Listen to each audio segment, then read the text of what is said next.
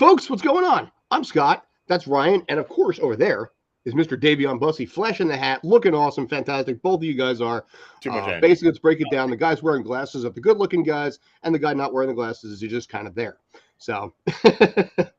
Fine. Hold on there. Oh, no. Put him back on, man. Actually, oh, God, that's weird. Day, I don't know you, when you don't have glasses on. This is weird. Put it back on. I don't know. I mean, you do look a little different. I'm not going to lie. That's my purse. I don't know you. Put glasses back on now. It's like, oh, I know you. There's Dave. If anyone's got the Bobby Hill haircut, it's me. So it's like I can't do his voice though. It's funny. I didn't even realize it, but I actually right before he came on, I said, "Dang it, Bobby." So hey, how you doing? So. Yeah, we're going to be talking a lot of good stuff today. We're going to be talking a little bit about Indiana Jones, Dial of Destiny. My big question is, if it fails, if/when, or maybe will it change Disney's approach to how they're taking these big blockbuster films? So, hold on. What is that on your neck? All right. Look, if anyone's going to defend this movie and the possibilities of it doing good. Oh, I like his look. It has to be me. Okay. All right. Any true fan will notice that this is the idol from Raiders of the Lost Ark. I know. This is also the pass from when my sister and I went to go see the Indiana Jones Marathon at AMC Theaters back when Kingdom of the Crystal Skull first came out. Whether or not we'll be able to have the time to see Dial of Destiny, but it's kind of been like a family tradition. My sister and I, as always, watched the movies. We watched them at home. We actually had a taped copy of Temple of Doom from like television onto an old VHS tape, and I wore that thing out. But it was one of those franchises. It was like the first franchise that like the family was like integrated with. Before I really got into Disney or Batman or any of that other stuff that my family knows me for, Indy was it. So even with Crystal Skull being as torturous as it is, because for some ungodly reason, the minute George Lucas and Steven Spielberg figured out what CGI was, they just immersed it into everything. The scene where Shia LaBeouf is sitting there swinging on the ropes next to monkeys. Oh, the whole refrigerator thing, well, the aliens with their mind bullets. It's like, come on. Yeah, Temple of Doom is like classic indie. Like Raiders is good, but there's just something about like that mix of humor and action that's just straight on action. For the practical effects, even the swirling whirlpool of lava in Temple, it's just like, it wasn't real, but damn, they made it look good. It's funny. I was 8 years old when Temple of Doom came out. And every kid back then, I remember distinctly, I wanted to be Short Round. The line, "Okay, Dr. Jones, hang on to your potatoes." We said that all the time on the playground because you're he's a kid at that point. You're like 8 years old and you're hanging around with like Indiana Jones. And how cool was it, at that point? Thank God they didn't bring back Mutt. We can talk about Mutt if we need to. I don't want to spoil that one, but I already know what happens there. But 5 years later, when I saw Indiana Jones and the Last Crusade, I saw it in theaters with a buddy of mine by the name of Jason Pepper. By the way, yes, in case you're wondering, when he entered the military, he was eventually discharged with the rank of Sergeant. He was. Sergeant Pepper. Me and him saw this. It was 1989. We saw it in theaters. My parents went, but because we were teenagers at that point, we sat in a different section than they did because, teens. But I have such a fondness for the first three and even borderline, 4 movies. Were the snake CGI? Yeah, they were. In Crystal Skull, they were. Yeah. My take on this is I was kind of okay with Crystal Skull mostly because it was 18 years later. They played it a little bit at that point with Indy being older and not being able to do the things he used to do when his character was like 65 years old. So, okay, you played that card. I wasn't great on it, but I've said this before. I love that ending. Him and Marion get married. Mutt, the kid, is there. And it's kind of a passing the torch. I walked away from that ending being like, that's a good ending. It was one of those movies like when you first saw it, it's like all the little things didn't really hit you at once. I mean, yes, it did seem a little different.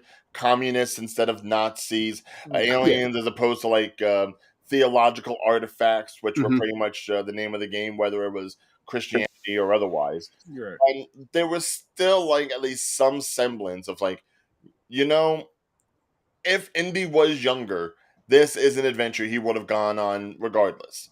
Mm-hmm. Well, see, also at that point, one of the things that's about it is that was still Lucas and Spielberg. Right. This one in this case was not. You know, they No. have no involvement in this. This is James Mangold, who to his Ah! you got the hat too. You know, Mangold to his credit does have good resume on there. Ford versus Ferrari. He's got Logan. He has a good cred there, but he is not the original visionaries of it. And this movie right now, which has a bloated $295 million budget on this movie, not counting anything when it comes to marketing, promotion, the fact that the theaters actually get a part of the ticket sales, how all that breaks down. There is not a lot of faith for this movie on the grounds that basically it's getting reviews like this from usually corporate goody IGN. Wait, here's another thing. Go to Applebee's, buy 35. Oh, no. We're going to talk the Applebee's promotion in due time. The fact that basically they were struggling so badly to sell tickets that they have to have a promo alongside Applebee's to give away tickets, which will count as ticket sales. And yes, I do agree with you on this case. Willie was definitely annoying in Temple of Doom. She is of all the female protagonists in these movies, she was my least favorite because she was doing nothing but screaming and whining the entire time. But that's why Marion the was so idea big of being like a damsel in distress. I mean, that she was like a typical damsel in distress. I'd rather her than say the blonde who you found out also snooked your father and then turned out to be a Nazi. Dr. Elsa Schneider. I don't know what she's up to, but like I said, Marion was my favorite because there was a certain badassery to that woman. When you met her, she was having a drinking game in the middle of nowhere and beating guys like twice her size. Even if she was somewhat possibly underage when there's that whole pedophilia thing. Indy was like 26 and she was 15, like when they first got involved. And then it's a very Jerry Lee Lewis sort of thing going on. It's a little. That's one of those underlying things that's never really talked about. But Karen Allen sold it for me when it came to Indy 4. Because bringing her back, I liked Marion. I liked Karen. I liked her in that movie too because she had that same spunk, And now with what's happening with this one, which Day, I already told you the breakdown on that. Actually, I broke it to you already, Ryan. I'll just say this part. The fact that Marion and Indy are now divorced. It's like, really, are you going Star Wars Episode 7 here? With the same way that you got like Han and Leia divorced now. What is it with Harrison Ford's old characters and just being divorced from their character, from their love interest? Right. I'll shut up. You guys go. No, you're good. And they offed off Shia LaBeouf's character. I was not going to mention that one. Wait. I was not going to mention that one in this case, but yes, that is true. Mutt's dead? Yes. Yeah. Sorry. Mutt? I didn't want to tell you that, but yes, they kill him off in Vietnam. Yeah. Oh my God. Yeah. I found sorry, I didn't know if that was movie. I was talking to somebody about this, and they told me, and they haven't even seen the movie. They're like, yeah, his character is offed off in Vietnam, so they're not showing him off at all. I'm like, oh, sorry, spoilers by the way. If you want a little F fact, by the way, BT Dub spoilers. They're really not going to go see the movie because they killed. Yeah. But like I said, so like I said, all the goodwill that the fourth movie had. Like Rob just did. He did this. It's like, your happy ending, even in your fourth movie, which was okay. It's like you kill the kid off in Vietnam. You're divorced from your wife. And it's like, let's go see Indiana Jones because we can feel hopeful. Da, da, da, da, da, da, da. Oh, yeah. Sorry, Tyler. Yeah. Oh no, poor Tyler. I did. I should have prepped Rob on this one ahead of time. The guy that works at the movie theater. It's like, but it's already on the internet anyway. Everybody pretty much knows. I think for the most part. That's why I thought it was just a synopsis thing because it's on the internet. It wasn't. No. I probably should have made a mention. By the way, we're not spoiling anything, but too late now. Sorry, Ryan. I'm sorry, Ryan. I really feel bad. Wow. Yeah, to be honest, I haven't seen the movie, so maybe I'm wrong. From what I understand, in this case here, the movie did go through extensive reshoots, which is why it's $295 million. I know what the original script was. I know what the new script is. So I will not release anything on that. I promise. As far as how the rest of the story goes, I only gave away the first few minutes anyway. So, or we did. So I'm not going into any more details in that way. But that's fine. It's over. It's done with. It's okay. Just like But- Shia LaBeouf's career. Like, Yeah. what happened to Shia LaBeouf? Everybody is just kicking him. Doesn't he own like a pot farm or something? I don't know, but just do it. Just do it. Yeah, he had his breakdown. He was in those Nymphomaniac movies, and that's been it. Yeah. Last thing I heard was what Honey Boy. Yeah. Yeah, and I don't know that was supposed to be like about his upbringing. So What was Honey Boy, by the way? I have a it feeling- was I have about feeling like this is a dark child answer. actor and the aggressive father that went ahead and pushed him. Well, you see that sometimes too. I mean, Is You know, Indy the next? Jack- I the- mean, it's yeah. By the way, no more spoilers in this case. I promise you that. my So- prediction is yes. I think Indy will be next. That's just my prediction. Oh, I haven't Hello, seen the man, Lord. die in peace. What's up? So, Howdy, y'all. yeah. Like So, we like I didn't said, even learn how Senior died. We just know that he died. yeah. So, but like I said, this is why he's curmudgeon-y in this case. I will not. The only thing I'm going to mention about the original script, which would have been nice, is Phoebe Waller-Bridge's character in that one. Where originally, she's a new character this time around, but she was Marcus Brody's grandchild in the original version. Yeah, see, that's what I thought it was going to be. But then with the Holy trailer, shit. they introduce, all the new characters and everything, and it's like, I got shot even by your dad, and it's like, okay, so now we get that short British actor who I remember from like Doctor Who or something. I forget his name. He was that guy from that thing, yeah. Well, every time You have to IMDb that for me. Yeah, the guy that basically in the flashback scenes for Indy 5, showing the connection. Armin Zola. Yeah. between- are we showing talking about the guy. connection between- We're not talking about the guy from Lord of the Rings, are we? No, Which guy from Lord of the Rings? no. John Rhys Davies has one scene in the new movie, Okay. Yeah, no. Gimli. But like Yeah. I said, I mean, right now. Yeah, but as Fala, he was like Sala. He was like an OG character. But Yes. like I said, this is Forbes, by the way. This is not some mom and pop. Oh. Yeah. Variety magazine was rough on it too. Yeah. Well, is anyone out of this group gonna go see it? No. Oh, I might do Disney Plus, but Ryan, I think you are, right? I mean, out of tradition, yeah. Something like that. Yeah. He's like, Who's in "Yo, the Well, just to touch on this, Kathleen Kennedy has doubled down by saying that she wants Phoebe Waller-Bridge to be the new Indiana Jones. And I know you can't really do something like that. I'm not saying you shouldn't have like an action adventure series with a female lead, but I think the minute Toby Jones, that's who it was. Toby Jones, thank Tyler. you. I think the minute you start going ahead and start saying it's like the female this or the male this, you're already kind of like shooting the That didn't character work. in the foot. Like you're Yeah. already doing it a disservice by saying, "Oh, it's just like the character you remember, only it has or it does not have certain parts." It's like that's not the point of the character. The character is supposed to be engaging based upon what you've done to its lore, what you've done for its growth. It shouldn't necessarily be like, oh, just the exact same thing but with a different body. Yeah. That's why I think people were starting to reject the idea of what's his face, Star-Lord, becoming the new Indiana Jones back when this wasn't supposed to be happening and they were just supposed to be doing a reboot.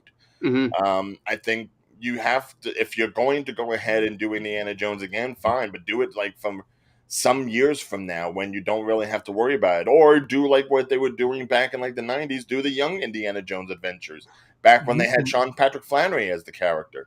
You could definitely pump some life back into a series like that with all the Disney Plus series there are. You could easily do something like that and keep it practical so that this way it's not an inflated budget.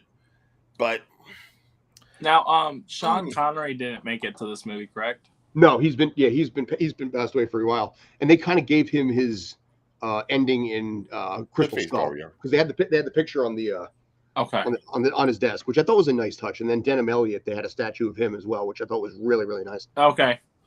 So like I said, that's I knew he passed a couple of years ago, so Yeah, they killed off a character by Crystal Skull, which he apparently 2 years prior to Crystal Skull. So I think they killed off Henry Jones Sr. in 1955.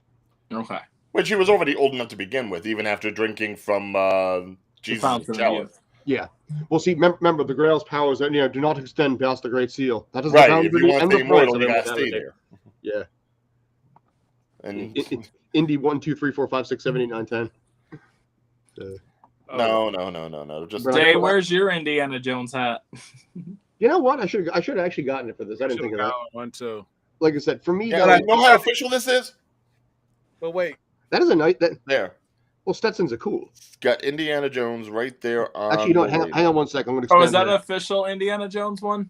Yes. yeah, That is Oh, yeah, I can see directly it. from Disney MGM Studios Respect. back when they used to sell them.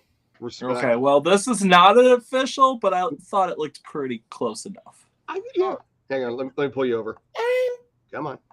mean, you look more like a cowboy than an Oh, thanks. adventurer, but yes. reading The flash shirt isn't helping much. There we go. Oh, well, I I'm went sorry it back. took so long to do that. So.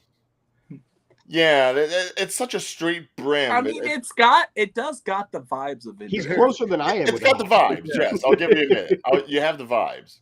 But it's just such And, a I went back rim. in It looks time like- and got it. Nice. The And rim I'm looks like double something out of checking like that. Blazing Saddles. You know, it's like Now, Yeah. Why do don't we we think- reboot that movie? What? It's do a we modern- think... Oh, something... or sometimes- sometimes my...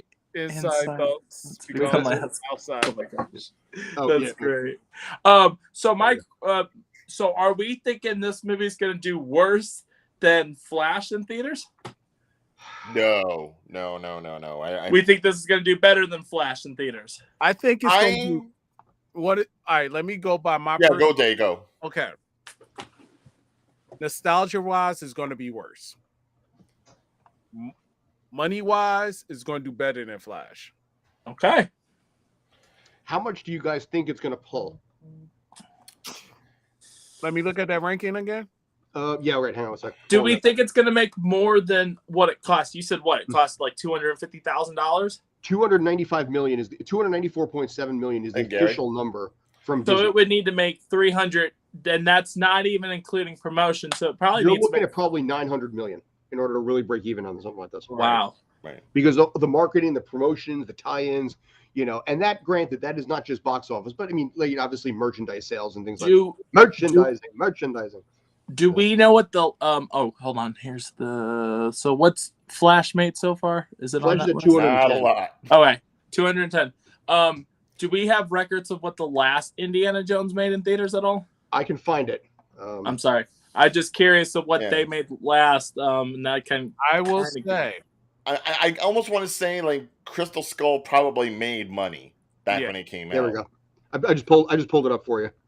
So, okay. so yeah, Crystal Skull. So it made 317,000. 390 Yeah, so but, it did No. better than the other ones, but that's not counting for inflation. Right. Yeah. So Crystal Skull was 185 million to produce or to make. wow. So why couldn't they have stayed at that budget? Well, All right, so well, there's Well- a reason for that because there's massive Yeah. reshoots on this one. So I mean, massive True. reshoots. John Williams has already gone on record by saying he had to rescore the ending, and John Williams isn't cheap. To forget what they had to do as far as the filming part of it, if they had him rescore that ending, it's pretty massive. The reshoots. all right, so let's go back to the other thing. Kind of like I heard this week that we were originally, instead of George Clooney, or actually spoilers for the Flash movie, but instead of George Clooney, it was supposed to be Christian Bale. That's what it was supposed to be. How dare But you? Christian Bale said no. Yeah, because it wouldn't have been funny. Later, dude. I hope that's not a euphemism for something that means legit there. That was good. I'm sorry. I mean, I don't know what state you're coming from, but I'm not judging, man. Listen, we Hey. just discussed Indiana Jones and Marion like the first time around when Marion was 15. So dude, It was supposed to be Christian Bale. yeah, it I mean, wouldn't have been funny if it was Christian Bale. It's funny because it's Clooney. well, see, Where is she? Well, you know what it is? I mean, Christian Bale, I think Clooney invokes a better image because, Christian Bale was memorable for the three movies and obviously, what they did. But Clooney is memorable because that movie was so bad And Yeah. Clooney is personable enough to look at it and be like, "Yeah, that sucked." And It you was know nice what? to meet you. Staying in that mentality, I almost hate to think that compared to The Flash, which a lot of people were touting around as like a great film and, a great comic book movie, possibly the greatest comic book movie of the year. But that kind of word service, that kind of like, mouth to mouth, it probably didn't help it much. This might go along the lines of like that whole George Clooney mentality where it's like with the reviews and the critiques out this early, some people may go see it just for the, let's see how bad it really is factor. I think, you know what? I will tell you, I will be seeing. I think my friend's taking me to go see this, so I will be seeing this movie, but not obviously early because my theater doesn't get movies early. I get them on the Friday, so I think we're seeing it. What do you guys Friday. usually talk about? What do you guys don't talk about? Maybe. So. I thought you were saying, what do you guys usually talk about? This is usually pretty much flavor of the week. Film, television, usually have a streaming area, but obviously we also talk about movies and what our own projects are. We have relevant. Between all of us, we've got like 30 years of experience within film and Hollywood specifically. So 3 out of the 4 of us just in New Jersey and New York alone. Yeah, I mean, and then obviously Rob had his first premiere a couple weeks ago, Red Carpet. Congratulations, dude. Yeah. But so in our case, we look at this from the perspective of the money and the behind the scenes because of the fact that we have done so much. I'm not doing anything right now because the goddamn writer's strike has basically got me sitting on the ass. But prior to this, I had over a dozen years in the film industry. Ask me how I feel about this right now. Hey, how do you feel about that? No, shut up. No, I told Robin, I told my wife before, and then she's like, when do you think the strike will be done? I'm like, we're thinking October. She's like, October. But one was not wrong with that. Yeah, we'll get into that definitely when we get back to The Flash and its terrible second week. But WB has always been like, hey, we're here too, kind of thing. Right. But I think the other thing with this indie movie is that it's kind of in the same vein as Guardians 3. We know for a fact this is going to be Harrison Ford's last Indiana Jones movie. If they try to do it again, they're going to be Weekend at Bernie in his body just to make it move on set. So he is not doing another one. And this is also supposed to do another one 34 years ago. Well, also, this is supposed to be the last score that John Williams is supposed to be conducting. What a damage to his legacy, though, if this movie flops. Yeah. Now, I will say this. Can we go back to the chart? Because you mean this chart or the yeah, that chart. Okay. Yeah. All right. So my prediction. See, man, Mario's doing yeah. Yeah, but Mario also had a big step up from being like in the spring. Yeah. And being the only family movie that was really out there. True. Right. And then Fast and Furious did a pretty good job. Yeah. I mean, if you look at it, though, with Fast and Furious, all that was international because it's such a big deal with the foreign aspect of it. Because people are like, hey, our country's in this film because they're like, we're going to film in Antarctica or Zimbabwe or someplace like that random. Hey, guys. Family. And that's another thing that's actually playing into Indiana Jones's favor. Mm-hmm. The fact that June, with the exception of really Across the Spider-Verse, a lot of the big blockbuster movies have kind of been petering out. Is Transformers not doing? Oh, yeah, no, it's not. I think people are getting tired of the big budget, big blockbuster, big CGI movies. Yeah, and maybe at least ones that really don't pay off. This one was better than the other ones. I was entertained. I will say Transformers. Yeah, right. I will say I think one of the biggest issues too is that you have a lot of big. You had a lot of get the Barbie at some point. I guarantee. Yeah, you will get Barbie. Ryan has very Barbie. Definitely next week. We will be doing our what was it? Cash or Trash? Cash or Trash. Yeah, we'll be doing our Cash or Trash. We do that at the start of every month. And we'll be doing it for July next Monday, in which we'll go down like 4 of the 5 big blockbusters that are coming out that month.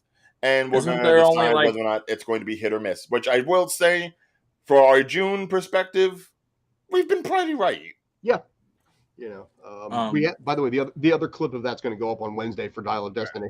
Yeah. Right. So now I will say this. It's going to be Indy might beat the Flash. Oh, it'll definitely beat Flash. I said might. I'm saying definite. Right now, it's before the Applebee's deal, granted, but right now it's projecting to 60 to 70 million box office opening weekend. See, I was gonna say 70. I was gonna say 70 because it would definitely put it over the hump of that 55 million that they did on the Flash first weekend. And I thought the Flash first weekend made 70 million with international. I'm talking domestic. I'm talking simple domestic because I think Indiana Jones is one of those movies 55 on the 3-day weekend. Better in America than a world overseas. Mm-hmm. Spider-Verse is still going okay, but also with Spider-Verse, that was only $100 million budget. This is, like I said, 294.7, which additionally with Spider-Verse, most of the profits of that do not go to Disney, they go to Sony. Right. It's a 3-to-1 ratio, so $3 to every one goes, Sony to Disney. Yeah, but the fact that Spider-Verse still came back to number 1 this week on its 4th week, but it only made like $19 million.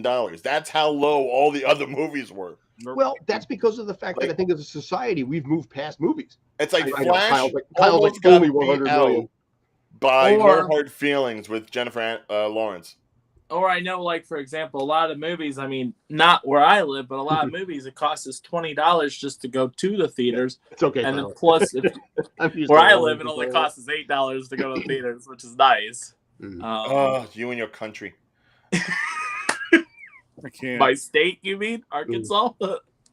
The country, the country of Arkansas. Yeah. It's pronounced Arkansas, you idiot. Wait. Sorry that we up here in the city folk. We got paid double. Because we're city folks. Exactly. You look like my relative. Wait, which one of us looks like your relative? Yes. No, I was just making a joke, like, because, they say everybody in Arkansas is related. Oh. Do they say that? Yeah. Wow. What was that line from anyways. What was that line from Family Guy? It's like, you smell just like the inside of my mama's purse. Even the dog didn't like that. You hear that? That's terrible, man. They went into witness protection and we're sending the town of Bumble. Look at poor Indy's face. Look at Indy's face. He's like, shut that dog up. Top Gun, I think, did do the same kind of deal there. But the thing about the difference is Tom Cruise versus Harrison Ford. Tom Cruise is a personable guy. Yeah. And this is where I think the issue with George Clooney versus this is Clooney has a personality which kind of like captures you. That person. Harrison Ford doesn't. Harrison Ford is just at this point I use the word curmudgeon-y, and I think that's the persona both in interviews. Clooney has charisma, persona. You want to grab. I did BG work on the movie Money Monster, and I was there. And you just capture like this George Clooney aura like 20 feet away. It's like, and it's kind of neat because he's just a chill guy. I don't know for sure. I've never been near Harrison Ford, but I would imagine he probably doesn't have that same kind of level of persona. Hamill would. See, Ford gives off the kind of persona where it's like he'll have fun with you, but he's kind of gonna have like that Clint Eastwood kind of fun with you, where he's like you don't know whether or not he's making a joke or he really is going to like skin you alive when you're not looking. Yeah, but see, that's the problem that makes him less personal. If you ever see the show, more interesting. If you see the show Shrinking, which I highly recommend on Apple, Harrison Ford plays himself. And I think he should be nominated for an Emmy because of how good he was in that show. I was amazed by how good it was. But it was just Harrison Ford pretty much playing Harrison Ford. Well, at this point, that's all he has to play. I mean, he's done his characters. Right. Most of them have been killed off, so he's good for the moment. This is not my department. You guys would be able to answer that one better, I think. Do you think? Being Superman looks a little because James Gunn just come. All right, yeah, I had heard about the two potentials. Mm-hmm. I don't see Nicholas Hoult as a Superman type or a Lex Luthor type. Like Nicholas Hoult, he's fine, but he's kind of like just a little naive looking in a sense. Like I remember seeing him in Renfield, and he's just kind of like, yeah, he looks like he could be fooled very easily. Doesn't actually have that imposing persona, and he's been like that with everything he's done. Whether he was Hank McCoy / Beast, whether it was that Warm Bodies movie, Jack the Giant Killer, even when you see him in like What's that one with him on Hulu where he's like the Russian oligarch king, whatever? We want him to play Lex Luthor. I could see it. I see more of a Clark because of the black hair, but that's just me. I see. You know what I see? Actually, I see a young Benedict Cumberbatch. Too baby face for that. Mm. Like Well, I that's could why see he's how so you young. could be like either one of the characters, but the thing is, he just looks too innocent. Mm. He's Peter Parker. No, I don't see this. Nicholas Holt. I really. Hey, listen, if Eisenberg played, yeah, I mean, listen, like I said, the face. I think you can see that sinister look in this guy. I'm not saying he couldn't play a villain, but I'm saying if you're going to go ahead and Wait, make were him a those hero, the two same pictures? Yeah, No. the Two same guy. people? Yes. Wow. Yeah, like I said, you can see. I can see Lex Luthor there. That's just me. now what about David Cornsweat? Yeah, let me find that out real quick. What kind of a name is Cornsweat? Shut up. You swiping people's corn. I mean, Swiper, no swiping. That's the last name, man. Leave people's last names alone. Yeah, look, right, I'm not the one that made the last name. You know how many actors don't use their real name when they're acting? I know, but Okay, Well, now Yo, to be fair, that looks like- it's Corn Sweat, but you know what he looks like? He looks like a younger Brendan Fraser. I can see that. yeah, okay. I can see Yeah. that. You know, it's funny, I'm Him- trying to figure out what he looked like, but yeah, I Him, I can can see see as a potential Superman. yeah. Yeah. he. You know, he's got the big eyes. He's got the broad facial features. He actually almost has like a Christopher Reeve, Brendan Routh look to him as well. Yeah, Dude, I can see wow. it. I can see it. Now, does anybody know what he's done? David Corn Sweat. Yeah. What has he acted in? Let's find out. Corn Sweat. In movies. I'm just gonna call it Corn Sweat. I'm sorry. I'm just not going to be able to take someone seriously when the name is Let's see. David The greatest Cornsweat. hit: Twisters, Pearl, Look Both Ways, Affairs of State. Say he was in He did a bunch of Twister. episodes of the show called The Politician. Oh, okay. One So episode is of he Elementary. playing I a missed that. That was younger- great. Now here's the question: is he playing a younger Superman? Yes. Yeah, that's what. Yeah, that's the whole That idea of didn't James make Gunn. sense, yeah. He Like Like wanted a, to like a do said- Tom Welling sort of Smallville kind of coming of That's age. why we're not getting Henry Cavill at the moment, because they want to do a younger Superman story. But James Gunn did say he would use Henry Cavill in like a later project. Okay. Maybe not necessarily a Superman, but Henry Cavill is still on the plate to be Yeah. utilized in Gunn's DCU. With or without mustache. To be honest, now at this point, I'd say go with the mustache because he looked Dude, good in that you know Mission what? Impossible Yeah. movie. Now, Like he Oh, looked He'll be boss. clean shaven, but they'll CGI a mustache back on him. No. Leave the mustache. Leave the mustache. Make him do like the gun arms and just like roll up with it. I want to see him going at it. you want How he never got like a Man from U.N.C.L.E. franchise, I'll never know. Dude, but wasn't there a reboot of that? He was in that. He was in the movie, and it should have been a franchise for him. To be honest, it was actually pretty decent. Yeah, it was Guy Ritchie, Henry Cavill, Army Hammer. Yeah, I mean, obviously you can't do much with Army Hammer now, unless you unless catering can get the appropriate food for him. Here's the weird thing. I'm looking at the numbers on that movie. Came out in 2015. Budget was 75 to 104, and box office was 107. So box what? office for Man from U.N.C.L.E., the movie from 2015. Okay. So it did above the box office numbers, but the fact that it did above that seems strangely like an accomplishment nowadays. In the grand scheme of things, when you're talking about like a reboot or a tentpole or something that's like a notable IP, yes. If you look at, like I said, in this case here, let's bring that. Oh, sorry. I'm sorry, wrong one there. I mean, if you look at this one here, Little Mermaid is 500 million. It's like dollars away from 500. It's at 500 million against 250. I don't So know how it did that. it's It the did it problem- because a lot of people came and showed up for Halle Bailey. Yeah. All I gotta say, it was a movie that was a good nap. Wow. you know. hate Okay, on let me ask you this, Disney. Rob. Were you able to sleep through the Aquafina rap song? I think I did. That's impressive. Wow. Because I slept. So no, and it's not me like hating on the movie. Hmm. They took a movie that was originally an hour and a half and made it 2 hours and 15 minutes, and not really added much to the story at all. The That's- only thing, Hey, See, even the dog don't Even like the dog it. don't like it. the only thing that I will say that was good that I was up for was Eric's solo song.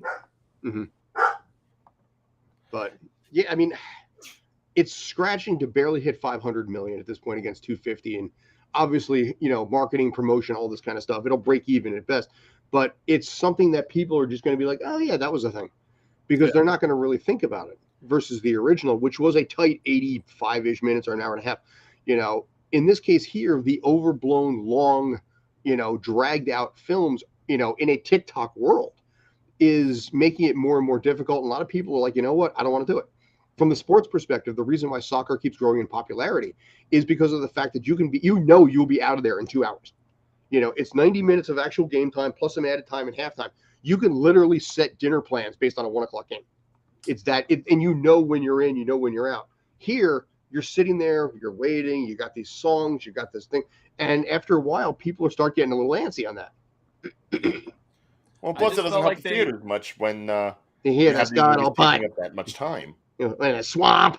Remember when I was in the swamp? I just love how they put the is it Scuttle?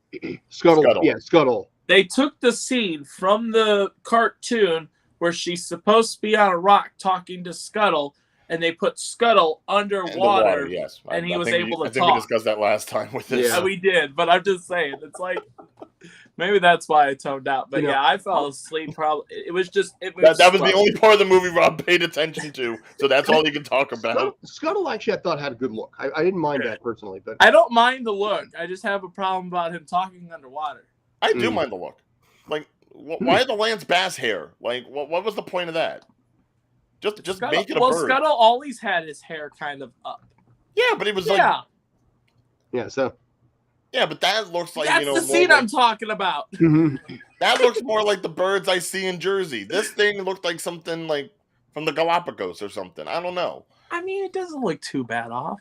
If anything, I preferred the look of Sebastian. Really? Yeah, Sebastian really looked like, a crab, and yet still somewhat cartoony. I knew. With those eyes that came up, absolutely. Yeah,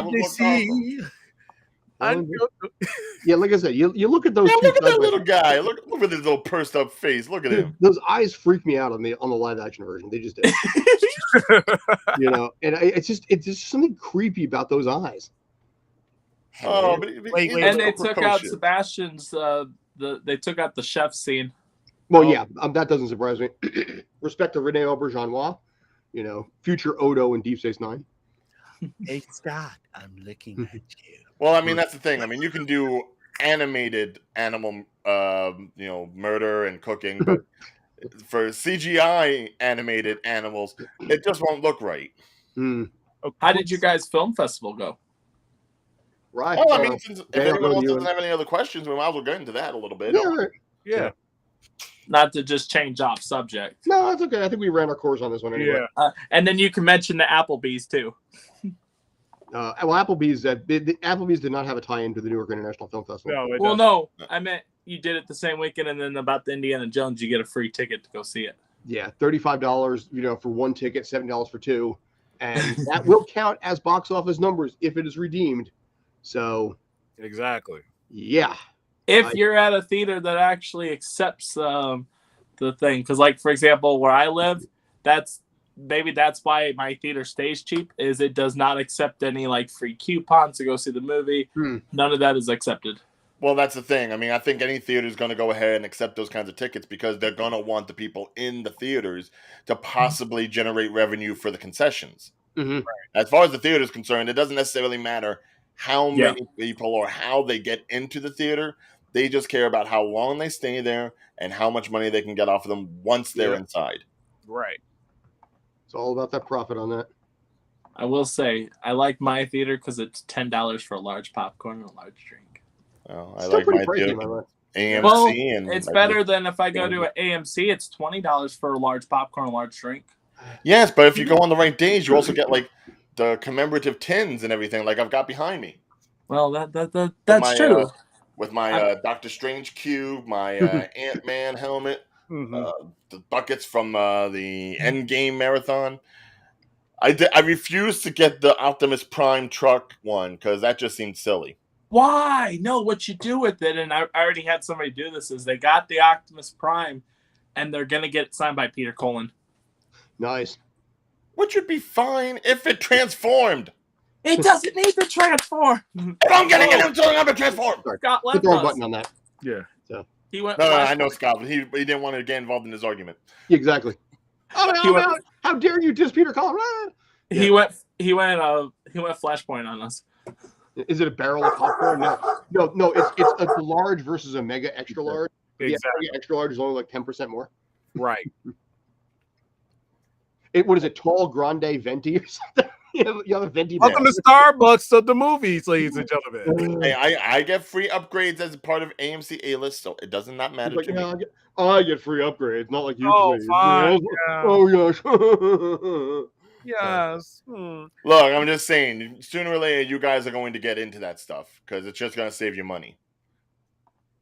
I'm just waiting for you to have a cigar and be like, yes. Yeah, I have the cigar you gave me. Don't let exactly. me go. So, who was your favorite person you guys met this weekend? Well, I mean, Lords of the Underground, Dupre Kelly. Yeah, Dupre Kelly. Yeah, Day, this is your department, so if you want to roll on that, you were the bridge on all this. It was a phenomenal event. It was an amazing. I having it at NGA Pack was the peak for opening night. I was starstruck. I was mesmerized. I was happy that it was at NJ Pack because that was one of the venues I've been hoping that the film festival utilized, and they did it well. So I applaud y'all. He was run amok, bamboozled. I applaud y'all big time. A lot of films. Congratulations to the winners.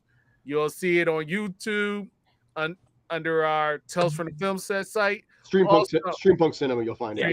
Yeah. Streampunk Cinema. Yeah, I do have to say, the funny thing with Day's interviews, every time he handed it, he always said, we'll be back to see more at Tales from the Film Set.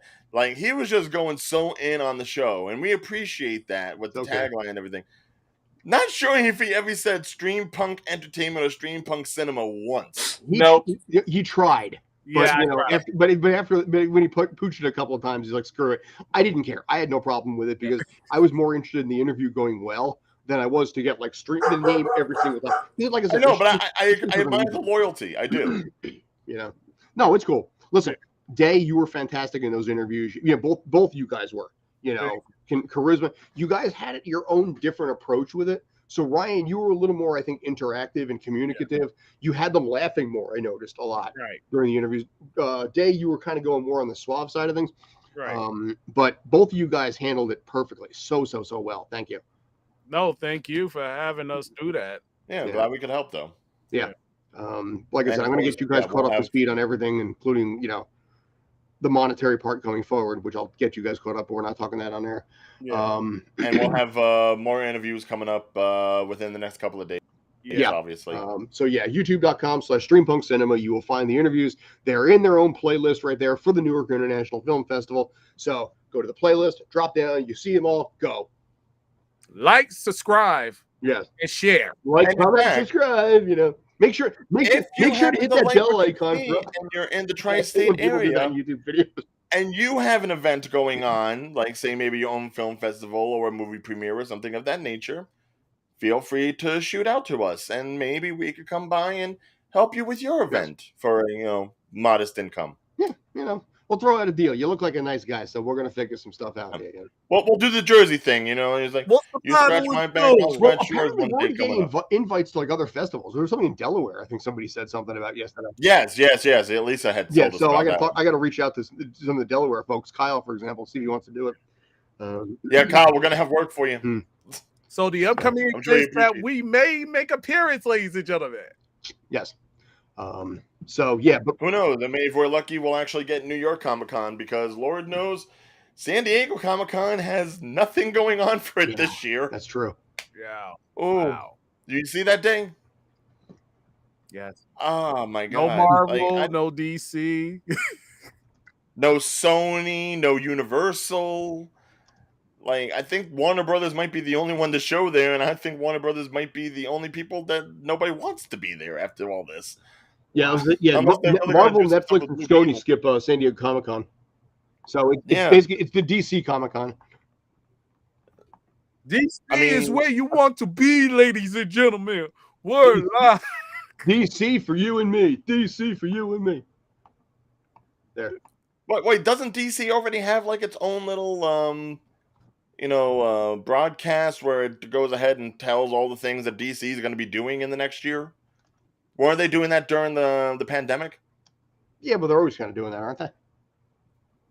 No, I thought they were doing that in case, Comic-Con wasn't going back up, and now the Comic-Con's going back up, and no one else seems to be going to it. Doesn't make any sense for them to go, because as of right now, their name is Mud. So I don't know what they could really do that's going to impress a lot of people. Yeah. Well, Blue Beetle, that's pretty much it. Right, but I mean, Netflix just had its Tudum with its big proclamations with Stranger Things and One Piece and all that. Marvel, as far as Disney, Lucasfilm, all that, there's D23, which comes out later in the year, so that's pretty much their showcase. I almost wonder if San Diego Comic-Con is just going to be feeling the effects, because as years have gone by, DC Comic-Con, or San Diego Comic-Con, SD Comic-Con, this one that everyone just calls Comic-Con, because no one even thinks about New York, it's gotten a lot of bad press in last year. And that's the comment right there from Kyle that really ties it down. Yeah. These people are getting booed. Kathleen Kennedy got hardcore booed at the last ones because of what's happened with a lot of the stuff at Disney and everything like that, and some of the things she said. So, but yeah, in this case here, why pay to go to Comic-Con to announce something that basically you can already do on YouTube and through PR releases? Right. Right, but obviously we live in an area, at least for us New York, New Jersey people. Conventions are a big thing around here. Whether it's Fangoria, Thriller, Monster Mania, whether it's any of the anime cons.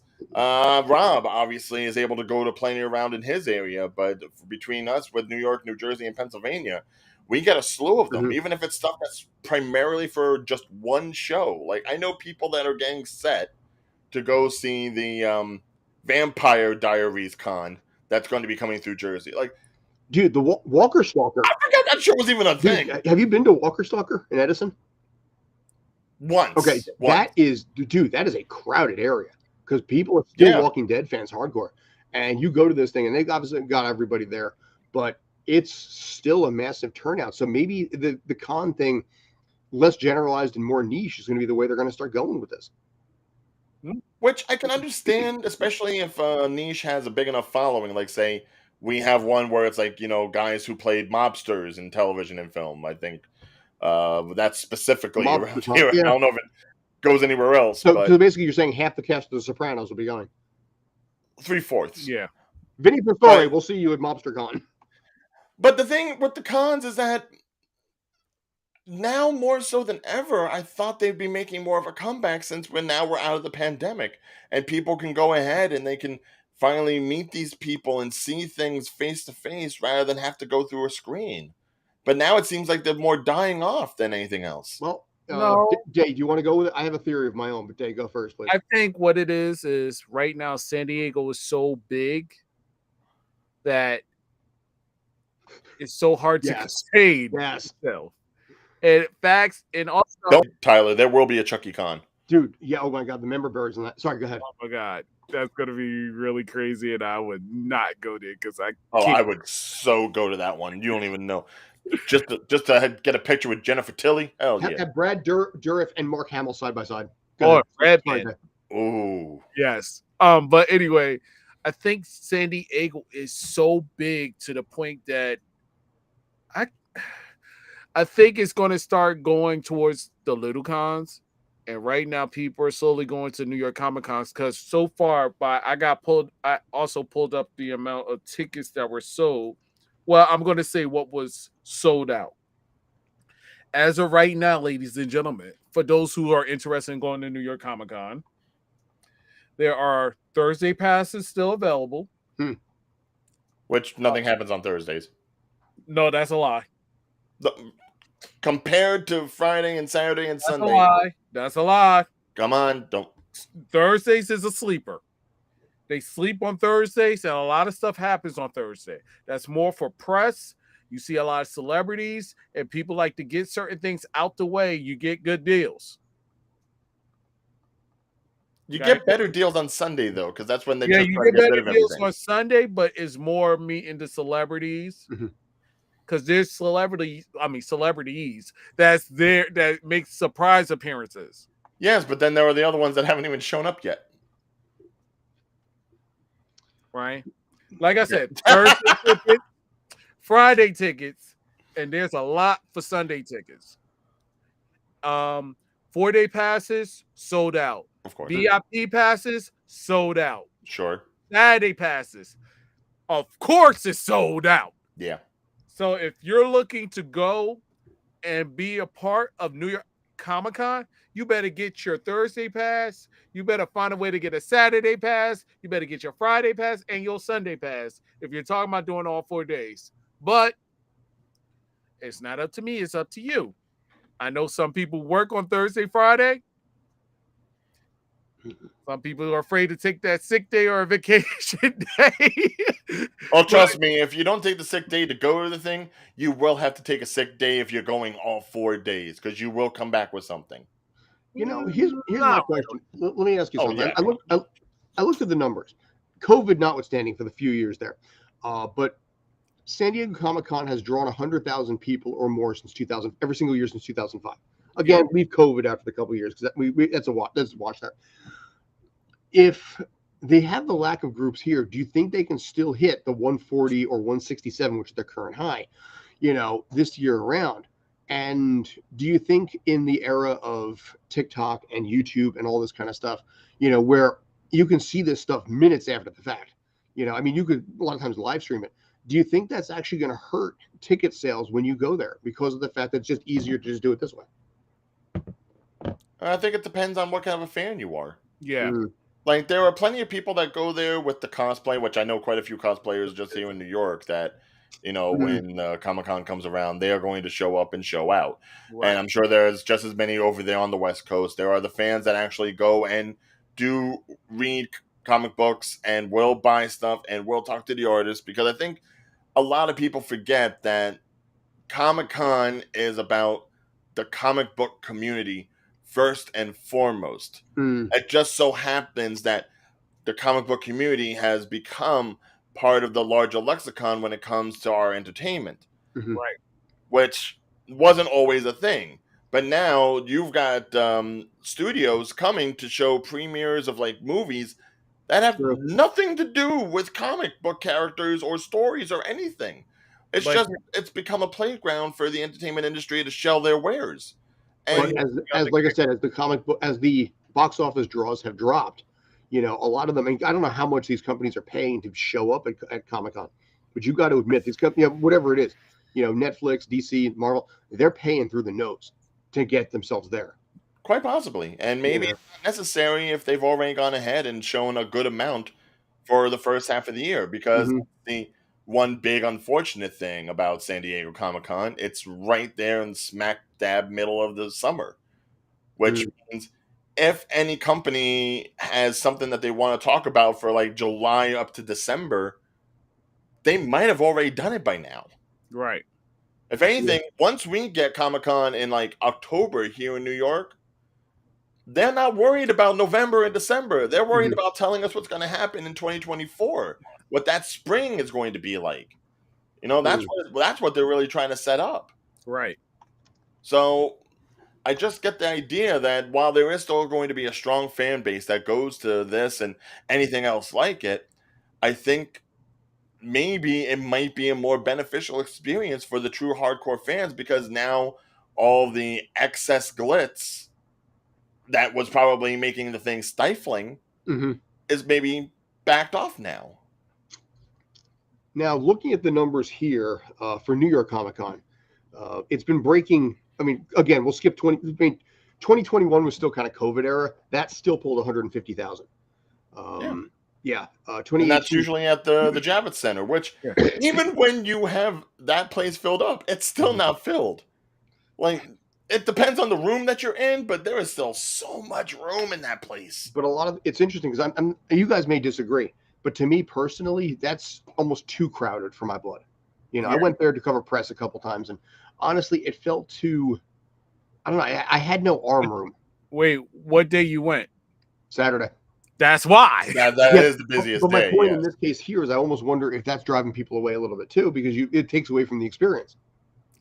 If Depending it's that on crowded, that you have walking traffic jams, you got to wade through humans. yeah. See, it depends on. That's why it's so important to go on the days where it's less people, which is Thursday and Friday. Because if you're doing press or interviews, those are the best days because it's not that much traffic. Well, that's for you, me, and Scott. I'm talking about just for the general fan. All the big stuff happens Saturday. That's your Hall H. That's your big premieres. That's your big studios talking about stuff. Mhm. And if they're not going to be there, then maybe Saturday finally becomes an easier day for the rest of the mainstay fans, Mm-hmm. And which word for I advice, think makes sorry, a better go ahead. experience. And word for advice to everybody that's going to New York Comic Con: always go out to get food. Oh yeah. Yeah, no, don't try to eat there. The price, Midtown Manhattan is cheaper than Comic-Con. There are plenty of places that are blocks away. Yeah. You know, you can easily go. You could get a cab, go, whatever. Yeah. Listen, there's enough pizza places that's like $5 for 2 slices and a can of soda.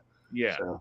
If this is your first time to the city and you don't get yourself a couple slices of New York pie, I don't even know who you are. You might as well get on the train, go back home. Remember when I was telling you about the that family from Maine that decided to drive into New York City on a Saturday?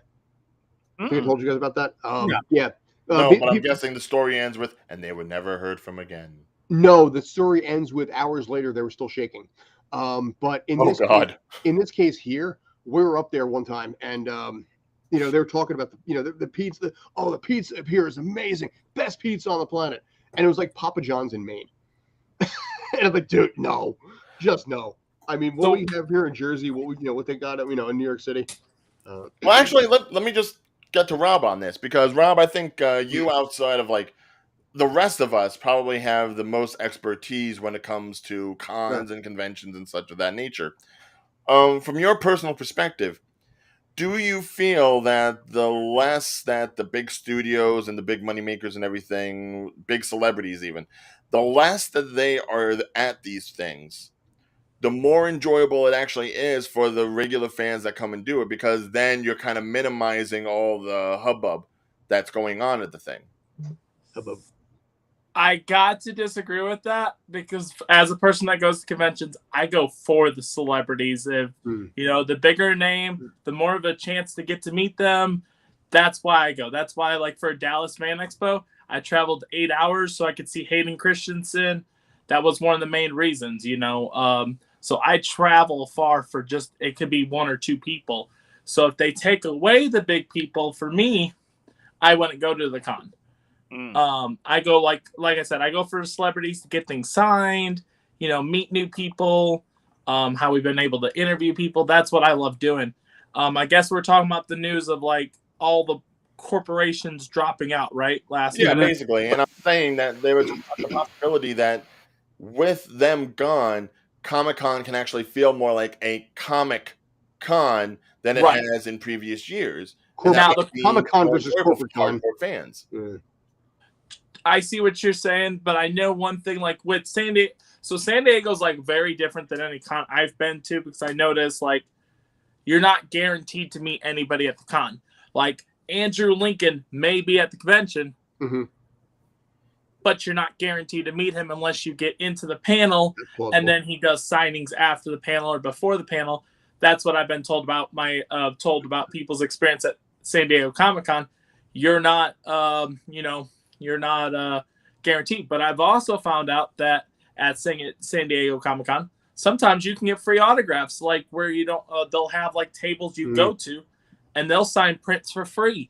And that's something different than going to a regular Comic-Con like Dallas Fan Expo, where you're paying anywhere from $30 to $150.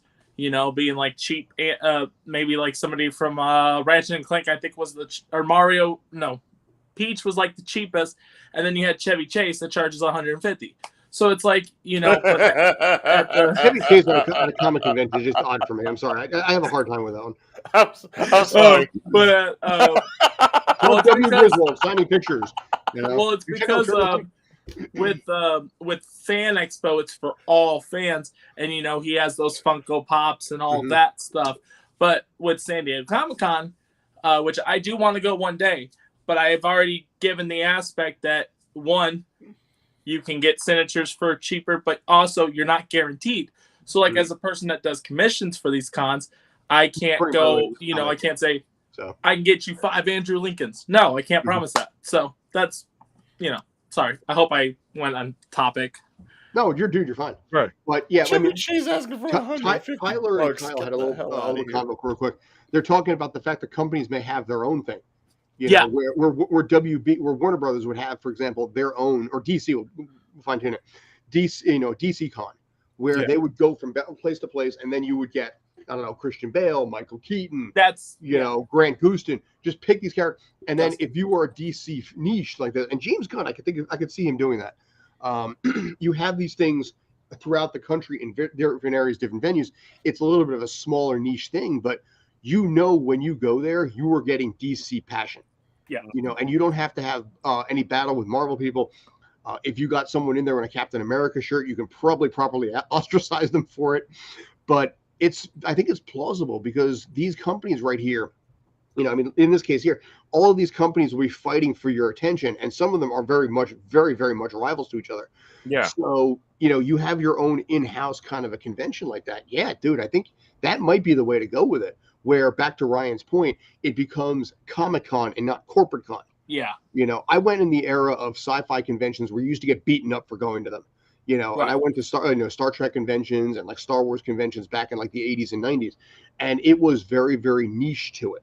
You know, we would have it at like, you know, FDU would have it in like their gym, would be the entire thing for like, you know, Star Wars. And it's like, hey, it's like Brent Spiner's at FDU. Woo! You know, and like that was the highlight of the whole thing. So I come from that era where I remember this kind of stuff. And again, you go to school with any kind of merch and you got the shit kicked out of you for it. And then they would take your merch. So it's different now because it's so corporatized. And I think in some ways the bubble is about to burst in a lot of different ways because the movies are getting expensive and nobody's going. You know, these conventions, I mean, you know, Rob, you know firsthand, you can go to this convention and drop $1,000 like that. And, you know, a lot of people. And that's not even including your hotel, your gas money to get there, your food. And he's right. You can easily drop $1,000 depending on if you're there to get all autographs or they got a lot of different merchandise. Like they got custom Star Wars lightsabers that can cost up to $1,000 themselves, depending on if you're getting sound effects and all that. But, you know, so yeah, he's right. You can easily drop $1,000. Now, I don't know how San Diego Comic-Con works because I've never been. I just have, well, like I said, I heard there's a lot more. Yes, obviously money to get in, but I've heard there's a lot more freebies, or even New York Comic-Con. A lot of the different people will do signings for free. Like Todd McFarlane this last year had 2 different signings where he was signing one item per person for free. And that to me is crazy. Or like Steve from Blue's Clues was only charging $30. They just released a Steve Funko Pop at that convention. Now he charges $70 at conventions for Funko Pops. So I mean it's at those cons you get stuff cheaper. Yeah, with New York it really depends on which area you go to. Like if you go to Artist Alley where it's all the comic book artists and all the creators of characters and the real heart of what Comic-Con is, the ink and paint men and, you know, the writers and stuff, they're happy enough to just go ahead, talk shop with anybody. They'll sign whatever. If you go to the merchandise area where all the stands have like their posters and the Funkos and the figurines and maybe there's some game stuff on display, any of that, anyone that happens to be there will probably be cheap. Yes. It's only in the segregated areas, like the little I guess shanty town that they have lower in the Javits Center, where they, you know, just shove all the celebrities in there. so that this way they can just huddle them through, and they post them up on their little stands with their little backdrops, and everyone just shuttles through, picture, done. Shuttle through, picture, done. It's almost like a machine. Yeah. And That's you never where know you have who's the going to problems be. at.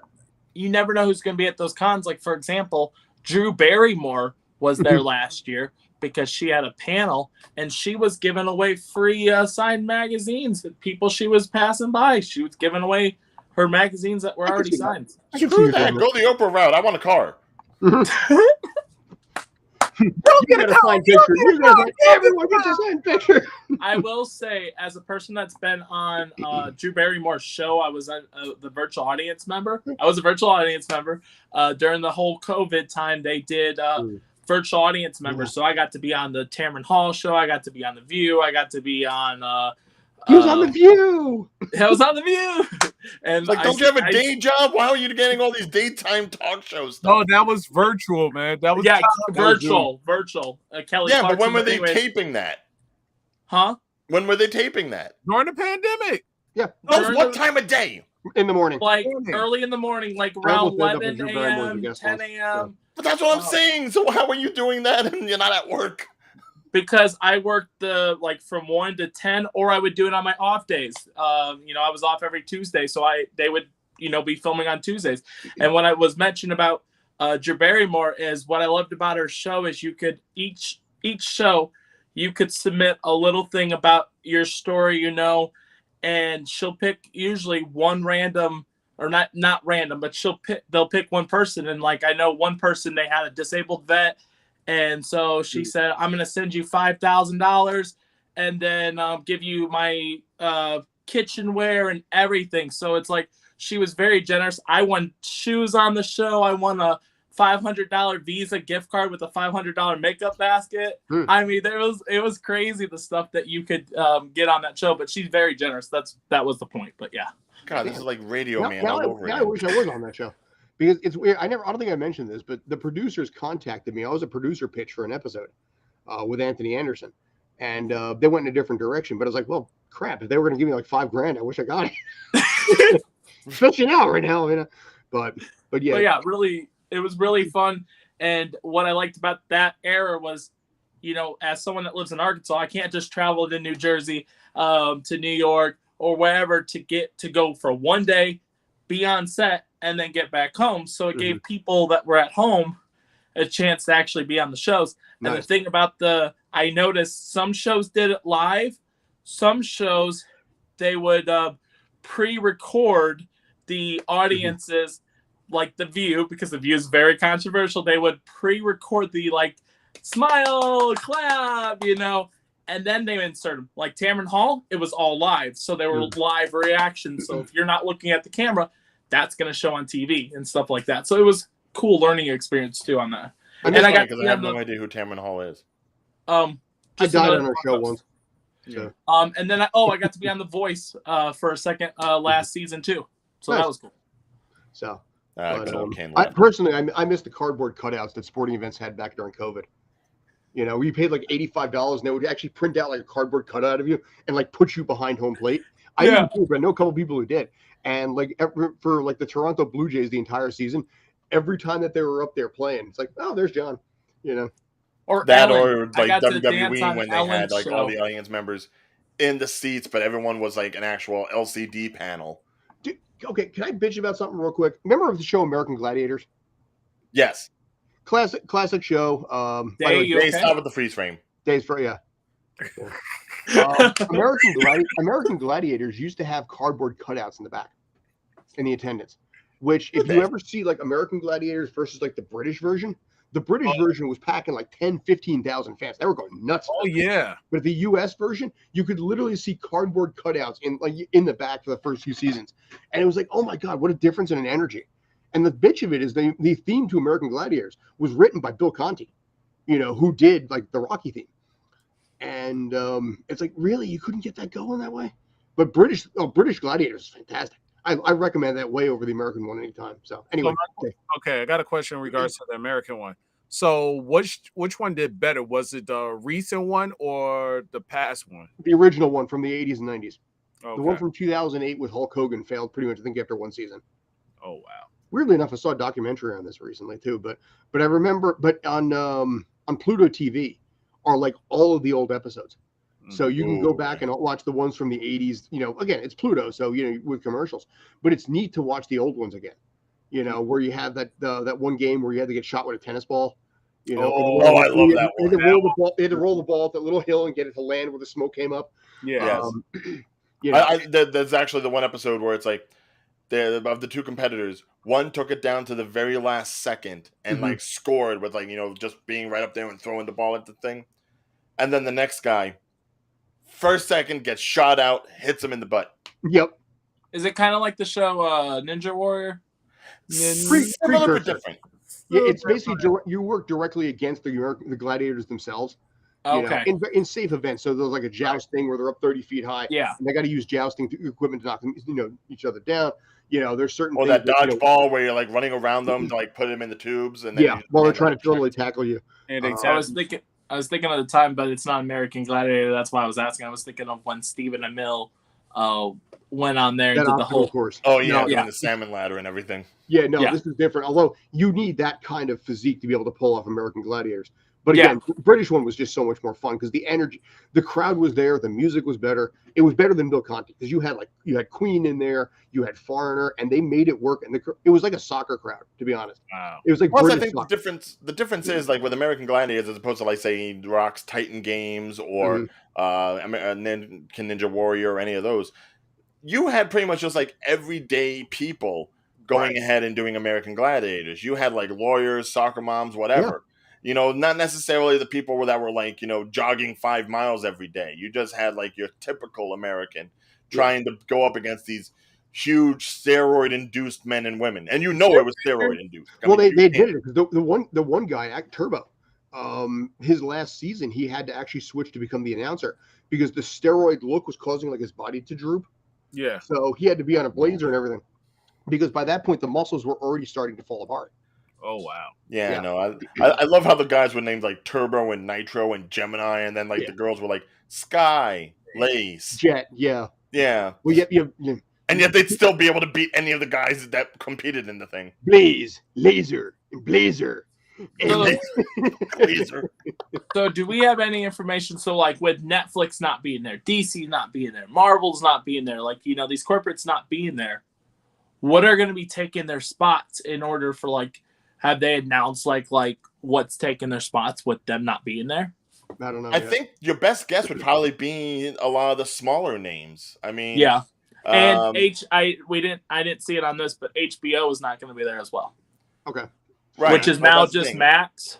Yeah. No, it's not. It's HBO Max. It's HBO Max. Well, I meant like on the app it just says Max. No.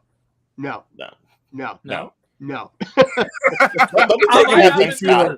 Do not sully that intro. All right. I was saying on my app it just shows Max, so I didn't know. No. It is Max in the same way that it is the Mario Cuomo Bridge, you know, the Ed Koch Bridge. People in Jersey, HBO Max is not going to be there either, so I didn't see their names, so I was just letting you know. But no, I could imagine there's probably. What about Amazon? That I don't know. I just knew out of those that I know it because I saw an article saying so they can promote Rings of Power. Oh boy, the boys.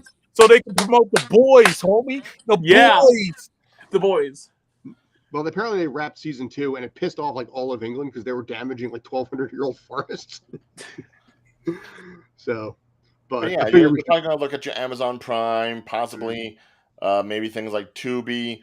No one said anything against Hulu, so maybe Hulu will show up. So this way, Disney has at least some presence. Well, that's right. Disney will probably be there because, you know, probably more independent companies like say Rooster Teeth. Even though they have their own thing in Austin, I know they could probably show up at San Diego. They're big enough too, yeah. No, I'd like to hear more about RWBY final season. That's for sure. God, Rooster Teeth, holy crap! I forgot about and then definitely some of the more independent comic names. If Marvel and DC, they may not show up studio wise, but there's certainly going to be a comic presence. But then that'll also give more continuity to like Mirage or IDW or any of the other independent ones out there to actually go ahead and make a little bit more of a footnote if they want to, because now it's going to be more of like an even playing field. It's not like Marvel and DC is just like all of Marvel and all of DC. It's just going to come right down to the comics themselves. And I'm going to say something right here. I'm glad I'm right here in front of the camera. Go ahead. Miles Comics, you better show up in New York Comic Con. And make sure, Miles Comics, but make sure you bring the creator of Static Shock so he could sign my comic book. Oh, Milestone. That guy for the longest. For the longest. If he is there, I'll be sending you a Funko Pop to get signed. I got Static Funko and I got a comic book. I've got the Static Funko. Got the Static Funko signed by Phil Lamar. That's a maybe. I mean, it is DC, but it's a maybe. I suppose they haven't done a Static Shock series yet. They're working on it. And Michael B. Jordan's supposed to be Static Shock. No, he's Static's supposed to be young. I could see him directing it. Or no, producer. Maybe he could be the dad. Oh, okay, I knew he was something with the project because when I talked to Phil Lamar said Michael B. Jordan was Static Shock. That's why I thought that, but I guess I could be wrong. I mean, he could be old Virgil. Well, probably the dad. I think, yeah. No, who's the kid from Stranger Things? I thought he was going to be in the running. Oh, no, not Noah Schnapp. Yeah, I know the one you're talking about. I know. I thought he was in the running for it. Maybe, but I know that's been on the talks for the last 2 years. Well, I think at this point they have to worry about how Blue Beetle's going to do before they worry about any other youth-oriented superheroes. When's that come out? August? Yes, because I really think that movie's going to do really good. I love the trailer. I have a feeling too, yeah. What do you mean, no? No, it's probably going to be a decent film, but after the wave of DC disappointment, let's just call it what it is. Disappointment. Disappointment. No, I'm going to have to cancel. He just left in disgust right now. I'm going to have to cancel Ryan on this one because I really think this one is going to save DC. It's not going to save it. Yes, it is. No, it's not. Yes. Zolo Mara Duane is not big enough to save it.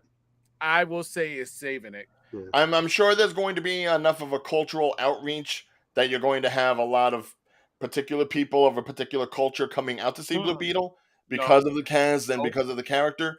But after everything we've seen from Black Adam and the Suicide Squad to Fury of the Gods and now The Flash, there is no public faith in DC films. I have faith in Blue Beetle. I have faith. I believe that the actor is going to bring people because he's from Cobra Kai, and I met him. He is the most humblest guy I've ever met, and I think the movie's going to be great. Power. That is my opinion. All right, this is the third time I'm going to say this. We got to wrap this up. Gotcha. we're at 80 minutes at this point. I got to get off your damn Blue Beetle soapbox. All right, ladies and gentlemen. I posted it in the comments twice, and it's like everybody's like, "No, it's gonna you bullshit." And on that note, guys, so just because one's wearing a Flash shirt and the other one is yes, yeah, and of course Davion wants to be Red Hood, so they're both shills for DC. So, all right, I'm a Marvel show. Obviously. Okay, right. We're gonna end it right here. Yes. I'm Davion. Scott is on horizontal. This is Rob, and this is Ryan, and we're out, ladies and gentlemen. We're out. Thank you for being for the